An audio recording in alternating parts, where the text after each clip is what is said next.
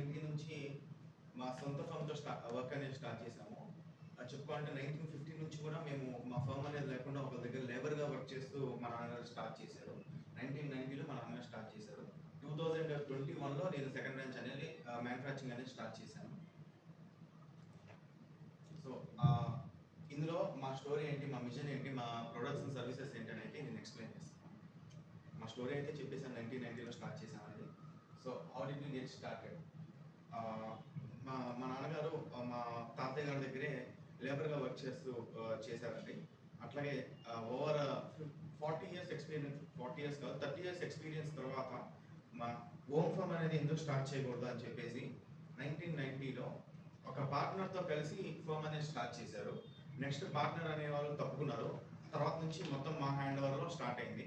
మేము స్టార్ట్ చేసినప్పుడు మా దగ్గర 21 వర్కర్స్ ఉన్నారు. మొత్తం ఒక బిల్డింగ్కి ఏమేమి కావాలో, ఏం వర్క్ చేయాలో అనేది మొత్తం A to Z వరకు వర్కర్స్ అనే వాళ్ళు మొత్తం మా దగ్గరే ఉండేవాళ్ళు. నెక్స్ట్ ఏజ్ అనేది బారైపోయి రిటైర్మెంట్ అయిపోయిన కొంత ఎక్స్పైర్ అయిపోయిన ఉన్నారు. ప్రజెంట్ మా దగ్గర అయితే ఓల్డ్ వర్కర్స్తో కలిపి 5 మెంబర్స్ వర్కర్స్ అయితే ఉన్నారు. మా మిషన్ ఏంటంటే మేము ఎంత తక్కువ ఇచ్చినా ఆ ప్రోడక్ట్ అనేది క్వాలిటీ ఉండాలి. సపోజ్ మా ప్రోడక్ట్ అనేది మీరు తీసుకొని 220 వెరిఫై చేస్తే మా ప్రోడక్ట్ మీద 3 times కాస్ట్ అనేది ఎక్కువ ఉంటుంది. వాళ్ళు వాడే మెటీరియల్స్ ఏమే, మేము వాడే మెటీరియల్స్ ఏమే. So we mainly focus upon the quality and quantity of the product. So why Durganagar ఇన్ని షాప్స్ ఉండగా, గుంటూరులో ఇన్ని వేరియస్ షాప్స్ ఉండగా మమ్మల్ని ఎందుకు చూస్ చేసుకోవాలంటే స్టన్నింగ్ సెలెక్షన్. మీరు మా ఫర్మ్ కానీ విజిట్ చేస్తుంటే మా దగ్గర అవుటర్ నుంచే అన్ని డిస్ప్లేలో పెట్టేసి ఉంటాయి. మీకు అసలు డౌట్ రాదు, మీకు ఇది తీసుకోవాలని వెంటనే సెలెక్ట్ చేసుకోగలరు. సో స్టన్నింగ్ సెలెక్షన్ అనేది ఉంటుంది. Quality craftsmanship.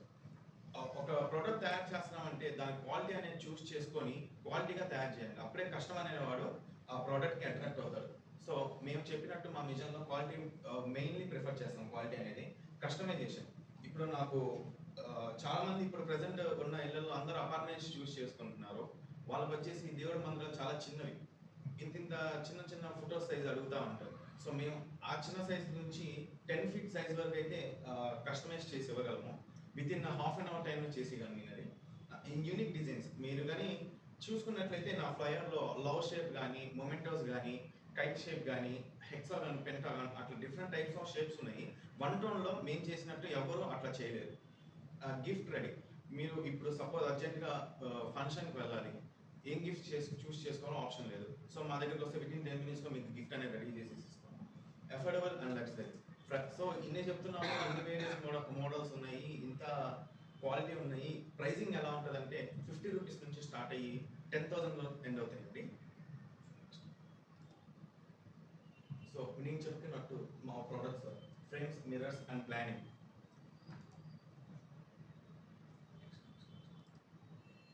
So 2024 initiative. మా 2024 ఇనిషియేటివ్ అంటే మీకు ఆల్రెడీ అనౌన్స్ చేశాను నేను ఐడియాలో. మా దగ్గర స్పెషల్ క్వాలిటీ ప్రింటర్ అని తీసుకుంటే అది 10 years యాంటీఫైడ్ వారంటీతో వస్తుంది. Focusing on new technology. అదే పనిలో ఉన్నాము. మా మిషనరీ అనేది అప్గ్రేడ్ చేయాలని చెప్పి అఫోర్డబుల్ ప్యాకేజెస్. సపోజ్ ఇప్పుడు చాలామంది ఇంట్లో వాళ్ళ ఫొటోస్ని, మెమరీస్ని బ్లాక్ చేసుకోవాలనుకుంటారు ఫ్రేమ్స్లో. ఒక్కొక్కటి విడివిడిగా తీసుకుంటే వాళ్ళ ప్రైజింగ్ అనేది ఎక్కువ ఉంటుంది. సో మా దగ్గరకు వచ్చి మమ్మల్ని కన్సల్ట్ అయితే ఏ ఫ్లోర్లో ఏం పెట్టాలి, ఏ రూమ్లో ఏం పెట్టాలి, ఎక్కడ పెడితే ఏది బాగుంటుంది, ఏ సైజ్ పెడితే బాగుంటుంది, లైక్ కొలేజ్ చేసి డిజైన్ చేస్తే ఎంత ప్రైస్ ఉంటుందని చెప్పి మేము అది కూడా తీసుకురావడం జరిగింది. Our people well experience. నేను చెప్పాను, మా దగ్గర ఉన్న స్టాఫ్ నేను పుట్టక ముందు నుంచి ఉన్నారు. ఇప్పుడు వాళ్ళ పిల్లలు నా ఏజ్లో ఉన్నారు. సో వాళ్ళంతా ట్రస్టెడ్గా మా దగ్గర ఉంటారు. Creative and innovative team according to the market trend. So market అనేది ఎప్పటికప్పుడు ప్రతి ఇయర్ అప్డేట్ అయిపోతూ ఉంటుందండి. ఇవాళ వచ్చిన మోడల్ నెక్స్ట్ రోజు దొరకదు, నెక్స్ట్ రోజు వచ్చిన మోడల్ మళ్ళీ దొరకదండి. సో దానికి తగ్గట్టు మా మైండ్ అనేది వర్క్ చేస్తూ ఉండాలి. అలాంటి టీం కూడా మా దగ్గర ఉంది. And trust worthy staff. చెప్పాను మీకు 22 years నుంచి ఉన్నారు, ఎక్కడికి వెళ్ళలేదంటే వాళ్ళు మా దగ్గర అంత ట్రస్టీగా ఉన్నారు. వాళ్ళకి మేము అంతే కేర్ తీసుకొని చేస్తూ ఉన్నాము. అంతేకాకుండా మా వర్క్ అనేది చాలా రిస్కీ. ఎందుకు రిస్కీ అంటే మేము వాడే ఎక్విప్మెంట్ అనేది ప్రతిదీ కాన్సన్ట్రేషన్ పెట్టి చేయాలి. ఏమాత్రం కాన్సన్ట్రేషన్ తప్పినా హ్యాండ్స్ అని మాకు కోల్పోవడం జరుగుతుంది. సో మా షాప్లో ఉన్న ప్రతి ఒక్కరికి ఇన్సూరెన్స్ అయితే కంపల్సరీ ఉంటుంది. Thank you. Any questions? కొన్ని మోడల్స్ డిస్ప్లే చేయొచ్చు. Second floor.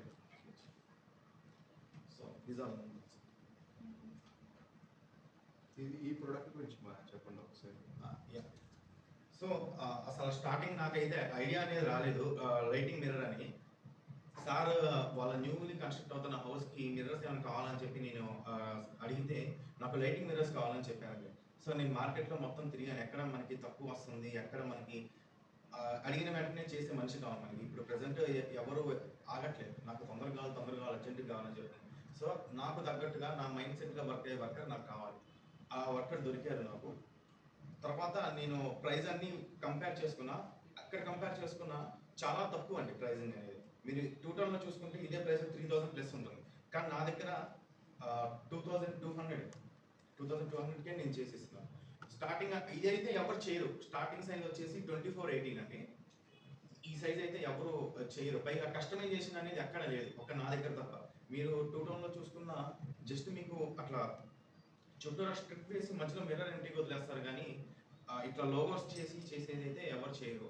సో ఫస్ట్లీ దాన్ని ఈ కలర్ అనేది పోదండి, ఎందుకంటే శాండ్ బ్లాస్టింగ్ చేస్తాం, హెచ్చింగ్ అంటాం దాన్ని. శాండ్ బ్లాస్టింగ్ చేసిన తర్వాత ఫస్ట్ దాన్ని కంప్యూటర్లో డిజైన్ చేసుకొని అవుట్లైన్ వేసి కట్ చేస్తాం అవుట్లైన్ వర్క్. దాని మీద పేస్ట్ చేసి హెచ్చింగ్ చేస్తాం. హెచ్చింగ్ అంటే శాండ్ బ్లాస్టింగ్ చేస్తాం కంప్రెసర్ పెట్టి.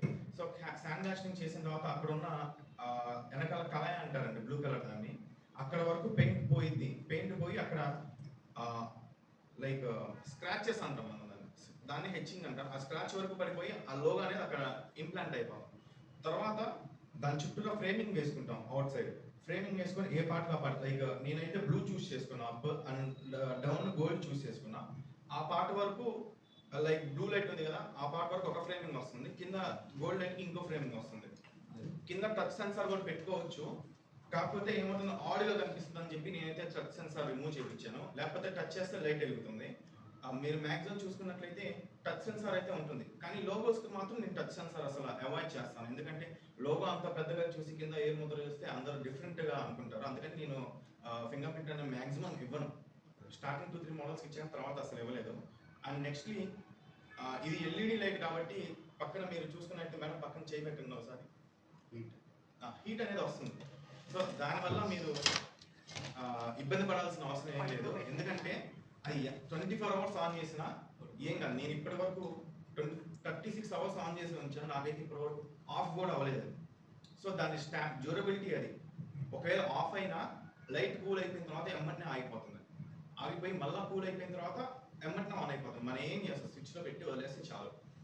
ఇప్పుడు మీ ఆఫీస్ స్పేస్లో బ్యానర్స్ పెట్టుకుంటాం, లైక్ అన్ని పెట్టుకున్నాం, కానీ ఇది ఒకటి పెట్టి చూడండి మీ ఆఫీస్ లుక్కే మారిపోతుంది. అది ఉద్దేశించుకొని నేను ఇది స్టార్ట్ చేయడం జరిగింది. స్టార్ట్ చేసిన కొత్తలో చాలా మంది అయితే సపోర్ట్ చేశారు. మెయిన్లీ మన రాజేంద్ర గారు, శ్రీనివాస్ గారు, చాలా వీరు గారు కూడా సపోర్ట్ చేశారు. అండ్ నెక్స్ట్లీ దీనిలో చెప్పాను కలర్ రేంజెస్ అనేది చాలా తక్కువ, like limited colours, blue, white, warm white, gold, yellow, emerald and red ఉంటుందండి. రెడ్ కూడా కలరింగ్ చేస్తేనే వస్తుంది. సో ఇప్పుడు రీసెంట్గా ఏంటంటే కలర్ వేరియేషన్, కలర్ లైటింగ్ అనేది తగ్గిపోయింది. సో మేమేం చేస్తున్నాం అంటే హెచ్చింగ్ చేసిన తర్వాత పైన స్ప్రే చేస్తాం పెయింట్, అది కూడా పోదు అసలు. స్ప్రే చేసిన తర్వాత చుట్టూ అవుటర్ వైట్ స్ట్రిప్లో వైట్ లైట్ పెట్టేస్తే ఆటోమేటిక్గా కలర్ మారిపోతుంది, కాబట్టి అట్లా ఫోకస్ చేస్తున్నాము. సో మార్కెట్ ట్రెండ్ బట్టి మనం కూడా ఫాలో అవ్వాలి కదా, అట్లా చేస్తాం. అంటే కలర్స్ లోగోలో ఉన్న కలర్స్ రావు, మ్యాక్సిమం వస్తాయి. ఒకవేళ అవైలబుల్ లేని కలర్స్ ఏమైనా ఉంటే కలరింగ్ చేసుకోవాల్సి వస్తుంది. గ్రేడియంట్స్ సింగిల్ కలర్స్ వస్తాయి. సింగిల్ కలర్స్ రావాలి. ఇప్పుడు లైక్ దీనిలో 2 కలర్స్ ఉన్నాయి, అట్లా రాదు. ఐదర్ రెడ్ ఆర్ ఎల్లో అట్లా వచ్చేది. పైగా దీనికి 1 year వారంటీ కూడా ఉంటుంది. మిర్రర్ కూడా 5 mm థిక్నెస్ కాబట్టి మనం గట్టిగా పట్టుకున్న పగిలిద్దనే ఇబ్బంది అనేది ఉండదు. దాన్ని అవుట్డోర్లో పెడితే ఏమైనా ప్రాబ్లం ఉందండి? వాటర్ పడితే తడిచిపోయింది.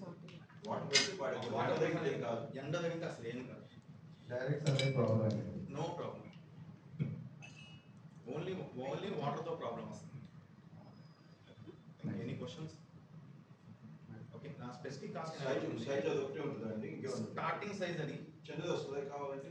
స్టార్టింగ్ సైజ్ అది కూడా నేను చేపిస్తాను. ఓన్లీ సైజ్ 18 1.5 feet వస్తుంది అది సర్కిల్. స్టార్టింగ్ సైజ్ అది.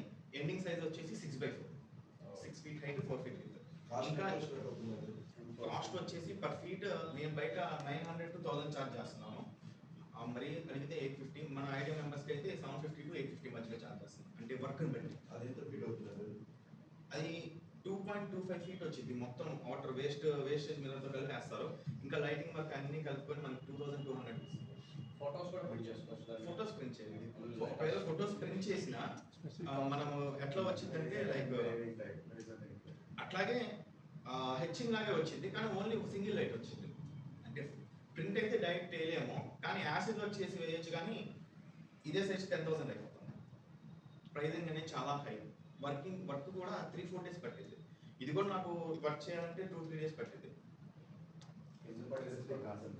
స్పెసిఫిక్ టాస్క్ అనేది అయితే జనరల్గా నేనైతే ఏం లేదు, మీ ఆఫీస్లో మొత్తం ఇట్లా మిర్రర్ తీసుకొని డెకరేట్ చేసుకోండి, అదే నా స్పెసిఫిక్ ఆటోమేటిక్. దానికి guarantee, physical damage no guarantee.